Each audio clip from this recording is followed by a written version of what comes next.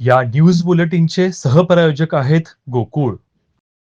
प्रभाग क्रमांक 14 ब मध्ये विकासाची शिट्टी वाजताना दिसत असून माजी नगरसेवक राहुल चव्हाण यांच्या कार्याचा वारसा पुढे नेत स्नेहल राहुल चव्हाण या निवडणुकीच्या रिंगणात उतरले आहेत.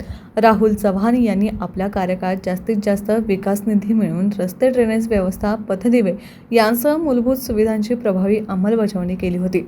त्यामुळे अनेक वर्षांपासून प्रलंबित असलेले प्रश्न मार्गी लागले. उमेदवारी जाहीर करताना राहुल चव्हाण यांना डावलण्यात आले असले तरी समाजसेवेची तळमळ कायम ठेवत त्यांनी पत्नी स्नेहल चव्हाण यांना उमेदवारी दिली.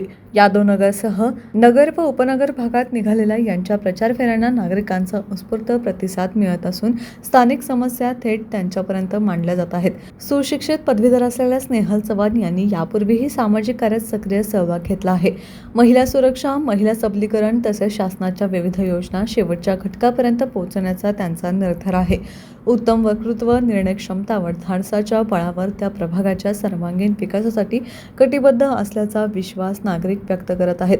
स्वच्छता, आरोग्य, CCTV बसवणे, रस्त्यांचे काँक्रिटीकरण, स्वच्छतागृहांची उभारणी, ज्येष्ठ नागरिकांसाठी विरंगुळा केंद्र व सुसज्ज वाचनालय अशा विविध सुविधा उपलब्ध करून देण्याचे नियोजन त्यांनी मांडले.